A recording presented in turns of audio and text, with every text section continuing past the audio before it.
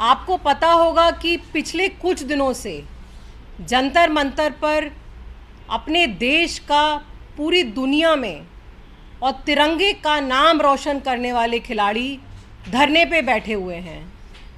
ये वो खिलाड़ी हैं, फोगाट बहनें, पुनिया, जो कि ओलंपिक के मेडल जीत के लाए हैं इस देश के लिए।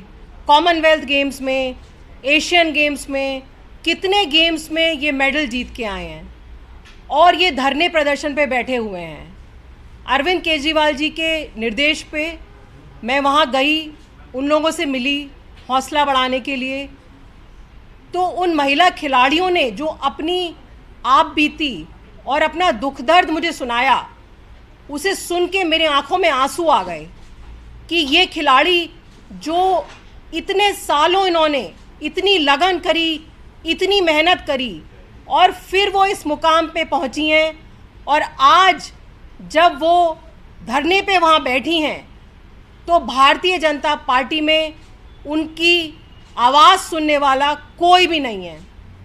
ये वही खिलाड़ी हैं, जब ये मेडल जीत के लाते हैं देश में तो सब इनके साथ सेल्फी लेने के लिए उत्सुक रहते हैं। खुद प्रधानमंत्री जी ने इनको अपने घर बुलाया, सेल्फी ली, इन सब महिलाओं को बोला कि तुम मेरे परिवार की तरह हो। आज जब ये लोग धरने पे बैठी हैं तो प्रधानमंत्री जी इनकी बात क्यों नहीं सुन रहे हैं? ये आरोप जो इन्होंने लगाए हैं, ये कुश्ती संघ के पूर्व अध्यक्ष ब्रिजभूषण के ऊपर लगाए हैं, जो कि भारतीय जनता पार्टी के उत्तर प्रदेश के सांसद हैं। अब सवाल ये उठता है कि इतने बड़े खिलाड़ी जो इतने मेडल जीत के लाए हैं देश के लिए, उनका यौन शोषण करने की हिम्मत ब्रिजभूषण सांसद को कैसे हुई? तो अगर हम देखें तो भारतीय जनता पार्टी में यौन शोषण करने वालों, बलात्कारियों की कोई कमी नहीं है। चाहे कुलदीप सेंगर हो, चाहे कुछ दिनों पहले इनके हरियाणा के मंत्री संदीप कुमार हो, ऐसे अनेकों बलात्कारी भरे पड़े हैं भारतीय जनता पार्टी में। बल्कि मैं तो ये कहूँगी कि भारतीय जनता पार्टी में जो जितना बड़ा गुंडा है, जितना बड़ा बलात्कारी है, उसका ओहदा उतना ही ऊंचा हो जाता है। यही कारण है कि ये जो हमारी कुश्ती संघ की महिलाएं हैं, हज़ार महिलाओं ने आरोप लगाया है कि क्रमबद्ध तरीके से उनका यौन शोषण चल रहा है पिछले 10 साल से। आपको याद होगा कि ये सारे खिलाड़ी जनवरी में भी धरने पर बैठे थे और तब इन्होंने मांग की थी कि इस मुद्दे की तहकीकात की जाए। तब सरकार ने लीपापोती करने के लिए एक कमेटी बना दी। कमेटी जनवरी में बनी थी। कमेटी को 4 हफ्ते में अपना निर्णय देना था। जनवरी बीत गई, फरवरी बीत गई, मार्च बीत गई।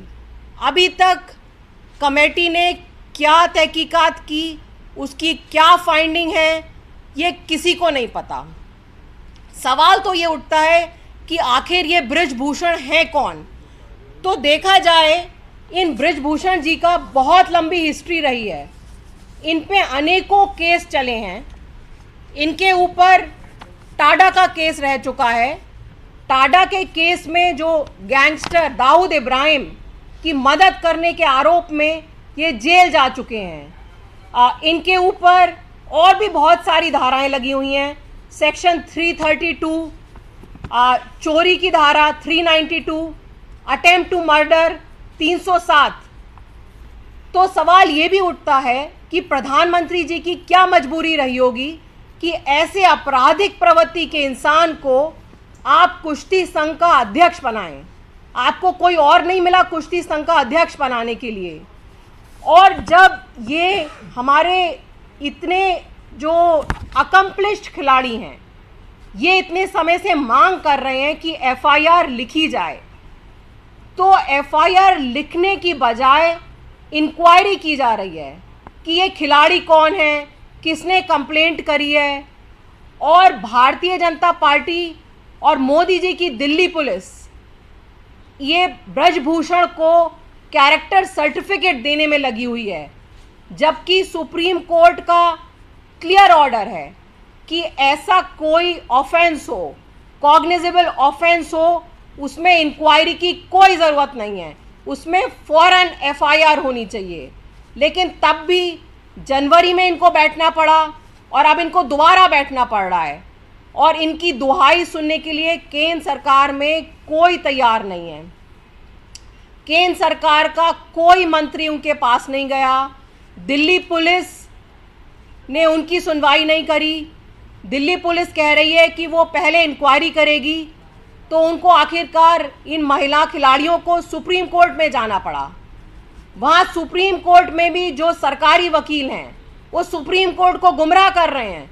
वो कह रहे हैं कि अभी हमें इंक्वायरी करने की ज़रूरत है, और ये महिलाएं बैठी हुई हैं वहाँ पे, सब बहुत दुखी हैं कि ये जिन्होंने इतनी मेहनत करी, इतनी लगन करी, तब वो कुश्ती के ये मेडल जीत के लाई हैं, और आज जब वो यौन शोषण का आरोप लगा रही हैं, 7 महिलाओं ने कंप्लेंट दी है, उनमें से एक नाबालिग भी है, और पॉस्को की भी धारा लगती है, फिर भी एफआईआर नहीं हो रही है।